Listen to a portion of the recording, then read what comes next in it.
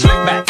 No, slick back. That's what I said. Slick back. No, nigga, I'm a pimp named Slick back. Pimp named Slick back. Pimp named, pimp named, pimp named Slick back. Nigga, are you deaf? I'm a pimp named Slick. Bismillahirrahmanirrahim. Assalamualaikum warahmatullahi wabarakatuh. Yang terhormat Ibu Detranda Syamsida MPD selaku dosen pengampu mata kuliah perkembangan peserta didik, serta Ibu Ayu Saputri MPD selaku dosen mitra mata kuliah perkembangan peserta didik. Alhamdulillah, puji syukur mari kita panjatkan atas kehadirat Allah Subhanahu wa Ta'ala yang telah memberikan kita beribu-ribu nikmat, terutama nikmat iman dan takwa.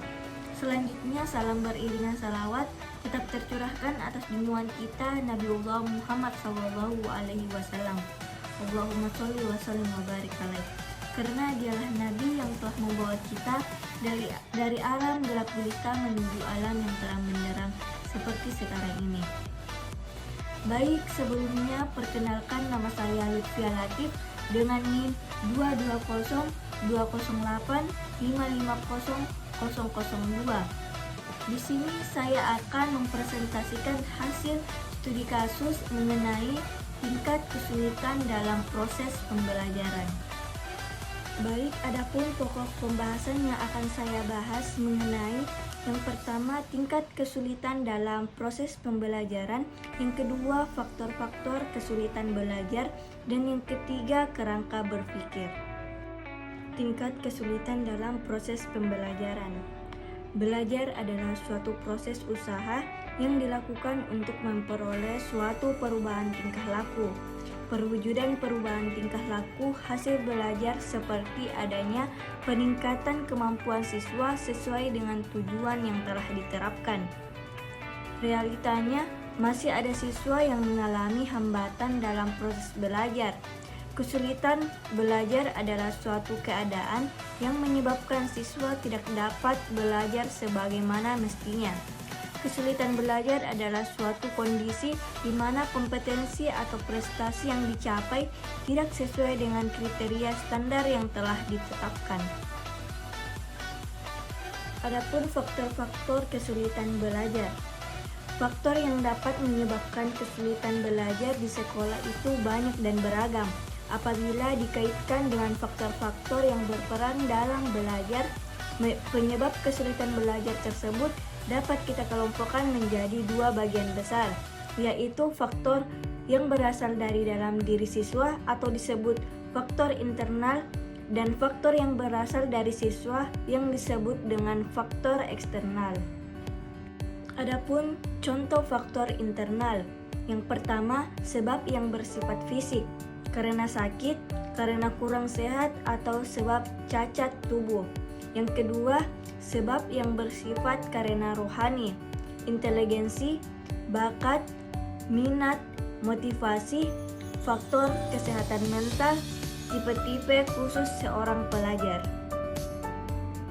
Adapun contoh faktor eksternal, yang pertama, faktor keluarga, yaitu tentang bagaimana cara mendidik anak, hubungan orang tua dengan anak, faktor suasana sangat gaduh atau ramai, faktor ekonomi keluarga, keadaan yang kurang mampu. Yang kedua, faktor sekolah, misalnya faktor guru tidak berkualitas, hubungan guru dengan murid kurang harmonis, metode mengajar yang kurang disenangi oleh siswa, faktor alat belajar yang kurang lengkap, faktor tempat atau gedung, faktor kurikulum yang kurang baik, misalnya bahan-bahan terlalu tinggi, pembagian yang kurang seimbang, waktu sekolah dan kurang disiplin. Selanjutnya, kerangka berpikir. Aktivitas belajar yang baik bagi setiap peserta didik tidaklah sama dengan peserta didik lainnya dan tidak selamanya dapat berlangsung wajar. Keadaan tersebut dipengaruhi oleh cepat lambatnya daya tangkap yang dimiliki setiap peserta didik terhadap suatu pelajar, dan cepat daya tangkap peserta didik dipengaruhi oleh konsentrasi. Dengan adanya hambatan-hambatan yang mungkin disadari oleh siswa, yang mengalami dan dapat bersifat sosiologis, psikologis, ataupun fisiologis dalam keseluruhan proses belajarnya dan akan mengakibatkan siswa mengalami kesulitan belajar. Bagi siswa yang memiliki rasa kepercayaan diri yang rendah, biasanya tidak memiliki usaha untuk mencoba memahami materi yang diajarkan dan disampaikan oleh guru, atau cenderung siswa memilih untuk diam saja dan tidak berani menyampaikan pendapat dan bertanya atau menjawab pertanyaan. Kepercayaan diri siswa harus ditumbuhkan dan dikembangkan oleh orang lain. Dalam hal ini, guru dan peran orang tua berperan dengan cara memberikan motivasi yang tepat untuk siswa.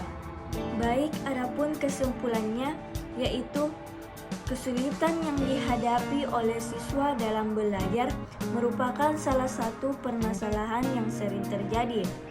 Kesulitan belajar dapat diartikan sebagai segala sesuatu yang menghalangi atau memperlambat seorang siswa dalam mempelajari, memahami, serta menguasai sesuatu. Adanya kesulitan belajar akan menimbulkan suatu keadaan di mana siswa tidak dapat belajar sebagaimana mestinya sehingga memiliki prestasi belajar yang rendah. Kesulitan belajar dapat disebabkan oleh beberapa faktor, yaitu faktor internal maupun faktor eksternal.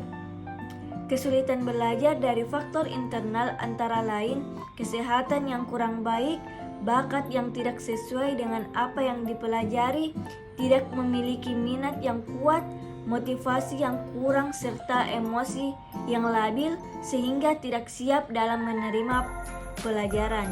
Sedangkan faktor eksternal antara lain fasilitas belajar yang kurang memadai, teman sebaya yang kurang memotivasi semangat belajar, media pelajaran yang kurang memadai, serta penugasan yang kurang relevan dengan pemahaman siswa.